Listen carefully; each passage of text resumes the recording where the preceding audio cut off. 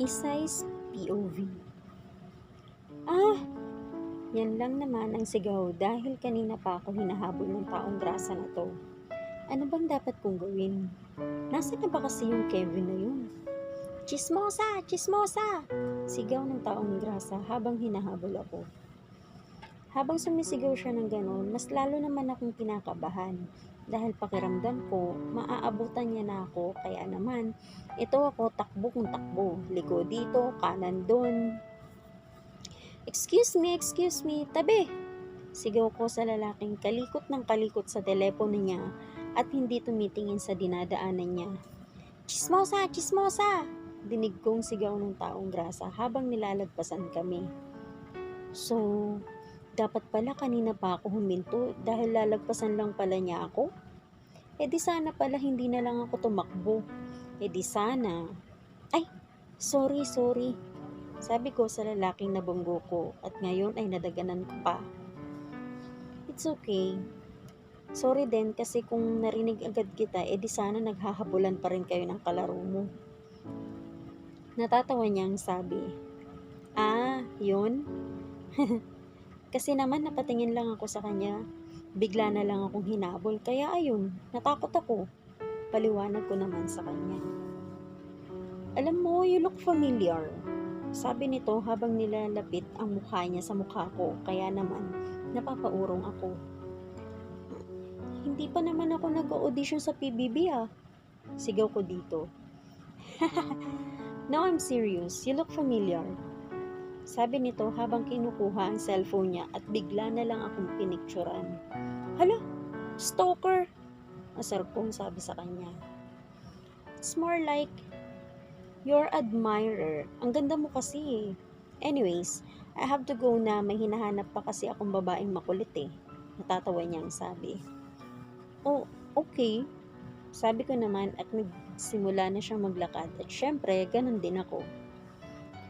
Ay, asan ka na bang lalaki ka?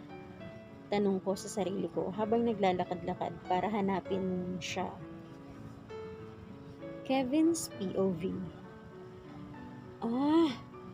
Paulit-ulit na sigaw ng babae kaya naman nagmamadali akong sundan yung boses niya. Mamaya si Agatha pa yun, patay ako sa papa ko. Pagkaliko ko kung saan ko narinig yung sigaw ng babae, nakita ko naman siyang nakaupo sa may sidewalk at parang inis na inis. Hey, are you okay? Tanong ko. Nang inangat niya naman ang mukha niya para harapin ako, bigla naman siyang parang nagulat at umiwas agad ng tingin. Okay lang ako. Sorry, nataranta ata kita. Nauutal na sabi nito. Actually, oo. May hinahanap kasi ako Nung sumigaw ka, akala ko ikaw na siya. Paliwanag ko. Anyway, okay ka lang ba? Tanong ko. Well, naliligaw ako. Iniwan kasi ako ng isang lalaking irresponsable at mayabang. Inis niyang sabi. Well, baka nagkawalaan lang talaga kayo kasi malaki masyado to and siksikan pa ang mga tao. Sabi ko naman sa kanya. Well, where's Isa? I mean, Agatha. I'm her personal assistant, explain niya. Patay ako, baka isumbong ako nito kung sabihin kong nawawala si Agatha. Patay na ako sa tatay ko at patay pa ako sa tatay niya. Bakit ka namumutla? OMG, nawala mo siya? Sigaw nito. Patay na talaga ako. Ha? Hindi Nag-withdraw lang ako kasi wala akong cash kaya iniwan ko muna siya sa resto. Nagsisinungaling ko. Well, prove it to me. Where is she? Nakataas kilay nitong tanong. Fine, let's go. Sabi ko naman. Naglalakad-lakad lang kami. Sana naman makita na kita, Agatha. Lagot ako nito sa papa mo at papa ko kung malaman nilang nawala ka dahil sa kapabayaan ko. Ting! Light bulb. Dahil sa wakas may naisip ako. Kailangan maiwan ko na muna siya para mahanap ko si Agatha. At pag nakita niya kami ulit, edi magkasama na kami ni Agatha. Tama, tama. Lingon, lingon. Aha, iskinita. Takbo! Takbo lang, Kevin. Takbo! Bush! Aray naman, bakulaw oh. Sigaw ng nabunggo ko. Bakulaw daw? Ay, kasalanan ko naman dahil binunggo ko siya. Hey, I'm sorry. Let me help you. Sabi ko naman habang tumatayo at nilingon siya. Agatha! Sigaw ko sa tuwa at saka siya niyakap. Hoy, bakit ka ba nangaakap? Bitaw, bitaw! Naiirita niyang sabi.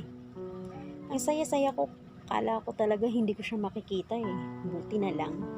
Tumakbo ako sa iskinita, kundi di ko na naman siya makikita. Teka, paano kaya yung personal assistant niya? Never mind. Kaya niya na naman sigurong umuwing mag-isa. Agatha's POV. Naglalakad-lakad kami ni Kevin para puntahan si Isay. Lobat na ako kaya hindi ko siya makontak. Hay, asan na ba kasi si Isay? Hanap, hanap. Hala, asan na si Kevin? Oh my, I'm dead. Hindi pa na ako marunong mag-commute and for Christ's sake, wala akong dalang cash. Ate, nakita niyo po ba yung lalaking kasama ko? Tanong ko. Ha? Ewan ko, miss. Sabi nung tindera. Asan na ba kasi yun? Hindi ba niya napapansin na nawawala ako? Nakakainis naman eh. I'm lost, tired, hungry, and oily. Ano pa bang kamalasan mangyayari sa akin? Ow! Sigaw ko nang mabali ang heels ko at matapilok ako. Nakakainis. Malas, malas, malas. Iyak ko sa isang tabi.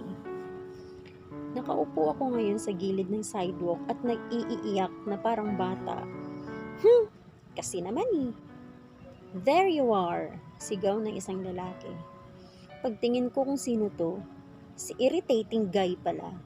Saan ka ba galing? Iniwan mo akong bigla, sigaw ko. Nawawala kang bigla sa likod ko kaya di kita nakita. Tinignan niya naman ang paa ko, cause wala, putol nga ang heels ko. Sakay, sabi niya naman habang nakabent ang body niya. Ha?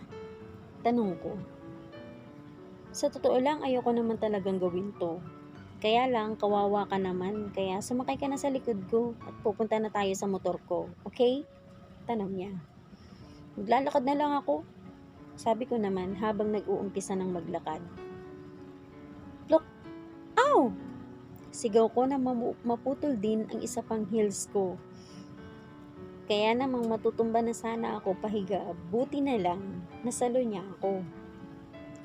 Like I said, papasanin kita, pero ang tigas ng ulo mo. Ayun tuloy. Binuhat niya na lang ako bigla at nagsimula ng maglakad. Hey, ibaba mo ako, nakakahiya. Ano ka ba? Sabi ko naman, nang pinagtitinginan na kami ng mga dumadaan. Mas nakakahiya kung paglalakarin kita ng nakapaa, sabi niya naman. Kaya ayun, binuhat niya ako hanggang sa makarating kami sa motor niya. At ayun, hinatid niya na ako pa uwi. Hay, home sweet home. How's your date? Tanong bigla ni Papa na nasa living room pala. Ha? Good dad. Akit na po ako. Sabi ko naman. Where's Isay? Nagtataka niya namang tanong. OMG, wala pa pala siya dito? Oh, kaninang kotse yun? Tanong ni Papa sa nakaparadang sasakyan at palakad na sana palabas. Mabubuking ba kami? No. Dad! Wala na akong nagawa. Sumilip na si Dad sa may gate kung saan malapit ang kotse na sure akong kay Kevin yun. Dad, I can explain. Sabi ko nang hindi nagsasalita si Dad at nakatingin lang sa sasakyan na nakapark. I know. Booking na ako kaya naman eto, sinabi ko na kay Dad na magpapaliwanag ako sa kanya. I knew it. Kaibigan mo bang nasa loob ng kotse? Tanong bigla ni Papa. Po? Natatarantang tanong ko. Alam mo naman na ayoko ng public display of affection, di ba? Pauwiin mo na sila at baka may makakita pang kapitbahay sa kanila. Nakakahiya, sabi ni Papa at saka pumasok sa loob. What? Public display of affection? Hindi ko magets si Papa. Hindi kami booking? At ano sinasabi niyang PDA? Agad ko naman sinilip sila Isay at Kevin para malaman kung anong sinasabi ni Papa na PDA. And ayun, oh my God. Isay's POV. Dito na lang, sabi ko na makarating kami sa kanto. No, alam ko house mo, hahatid na kita dun. Sabi niya naman at saka dumiretso. Sabi ng sa kanto na lang eh. Kinakabahan kong sabi sa kanya, bakit ba parang takot na takot ka?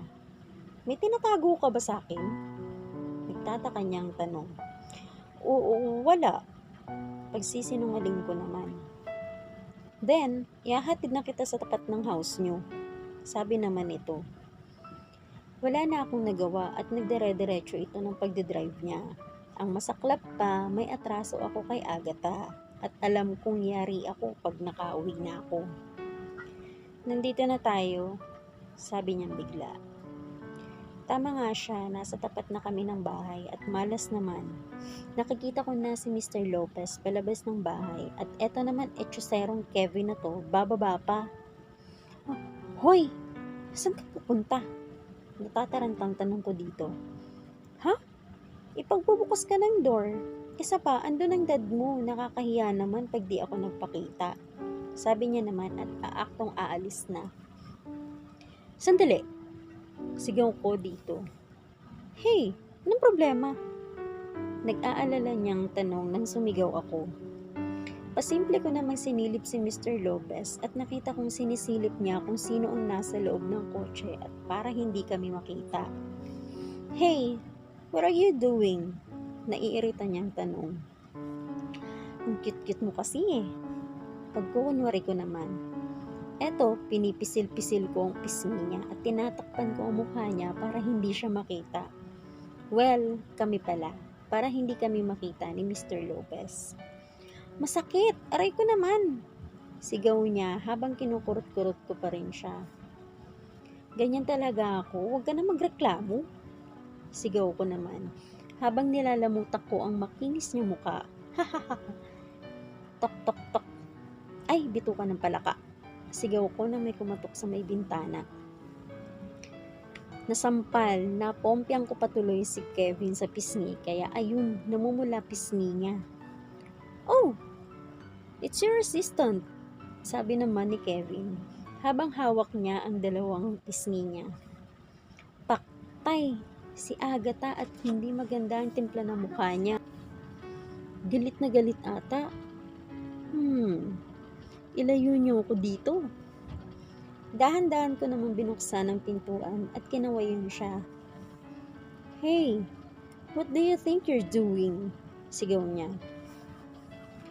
Hey, don't shout at her. She's your boss, sabi naman ni Kevin. Para naman nabigla si Agatha sa sinabi ni Kevin, kaya naman medyo natahimik ito. Pero nakabawi rin naman agad siya sa pagkakagulat. Kasi naman nakita kayo ni Mr. Lopez na naghahalikan lang naman. Sigaw niya sa amin. We? What? Sigaw ni Kevin. Oy, wala kaming ginagawang milagro ni Kevin. Ano ka ba? Sigaw ko naman sa kanya. Well, wag na kayo magkaila dahil nakita ko rin eh. Sabi naman ni Agatha. Kiss na pala ngayon sa paningin yung pagkurot sa pisngi at pagsampal. Natatawa ang sabi ni Kevin. Fine, ako mismo magpapaliwanag kay Mr. Lopez. Sabi naman niya at aktong lalabas na ng sasakyan niya. Wag! Sabay naming sigaw ni Agatha. Ano bang problema niyo? Iritang tanong ni Kevin. Well, ako na lang magpapaliwanag kay Mr. Lopez bukas. Kasi pag inistorbo mo pa siya ngayon, baka mag-init lang ang ulo niya. Pinaliwanag ni Agatha. Fine, so uuwi na ako. Sabi naman ni Kevin. Ingat, sabi ko naman. Agatha? Tanong ni Kevin. Tanong ko naman at saka siya nilingon. Paano ako makakauwi kung hindi ka pa bumababa? Tanong niya naman. Ay, sabi ko nga. Natataranta ko namang sabi at saka nagpumilit na bumaba ng sasakyan niya. Pero kahit anong pilit kong tumayo, parang ayaw naman at parang may pumipigil sa akin. Sandali nga, sabi niya naman bigla at saka ako hinawakan sa balikat para pigilan sa pagtayo. Dahan-dahan din. Palapit siya ng palapit sa akin. OMG! Hahalikan niya ba ako? Palapit pa rin siya ng palapit sa akin kaya naman napapikit na ako para hindi na makita ang paghalik niya sa akin. 1 minute, 5 minutes. Bigla na lang akong nakarinig ng bahagyang pagtawa kaya naman dahan-dahan kong dinilat ang mga mata ko. Nakita ko siyang nakangiti sa akin at hawak-hawak ang seatbelt. Oo nga pala, naka-seatbelt nga ako kanina. Sige na, alis na ako. Sabi ko naman at saka bumaba ng sasakyan. Si Agatha naman, pigil na pigil ang tawa niya. Ay, katawa-tawa naman talaga ako. Bye, nakangiti niyang sabi at saka nagsimula ng mag-drive. Tawa naman ni Agatha na makaalis na si Kevin. Alam mo girl, maganda ginawa mo the whole day dahil sure ako turn off na yung Kevin na yun sa Agatha Lopez na nakilala niya. Natatawa-tawang sabi nito at saka pumasok na ng bahay. Sana nga turn off na yung Kevin na yun para matapos ng problema kong to at ayoko nang magpanggap. Kevin's POV. Mga 2 hours din bago ako nakauwi ng house. Naabutan ko naman si dad na nasa living room at nag-aayos ng papeles niya. So, kumusta ang date? Tanong ni Papa. Well, it was a disaster. Nakangiti kong sabi. Boring ba siya? Masungit? Or maarte? Tanong naman ni dad. Well, she's funny. Sabi ko naman. Hindi mo siya gusto? Tanong ulit ni dad. Siya? I think she's funny, a walking disaster, pig, clumsy, sungit, and cute. Yes, she's cute. Flashback. Nagpaalam na ako sa kanya na aalis na ako pero hindi ako makaalis dahil hindi pa siya bumababa ng sasakyan. Agatha? Tanong ko sa kanya. Tanong niya naman sa akin na parang wala sa sarili. Paano ako makakauwi kung hindi ka pa bumababa? Tanong ko sa kanya. Ay, sabi ko nga. Natataranta niya naman sabi at saka nagpupumilit na tumayo pero nakasuot pa rin sa kanya yung seatbelt. Sandali nga, sabi ko sa kanya at pinigilan siya sa pagtayo. Dahan-dahan akong lumapit sa kanya para matanggal ko ang seatbelt niya at nakita ko naman siya na habang lumalapit ako, napapaatras at nang malapit na ang mukha ko sa mukha niya dahil hindi ko maabot ng seatbelt. Pumikit naman siyang bigla at parang natatakot na ewan. Nakaka 5 minutes na. Hindi pa rin siya dumidilat kaya ayun, natawa na ako sa itsura niya at kinunan siya ng picture nang hindi niya alam. End of flashback. Hey, are you daydreaming? Tanong ni dad na makita niya akong ngiti ng ngiti habang inaalala ang mukha ni Agatha. Well, she's interesting, dad. I think I like her.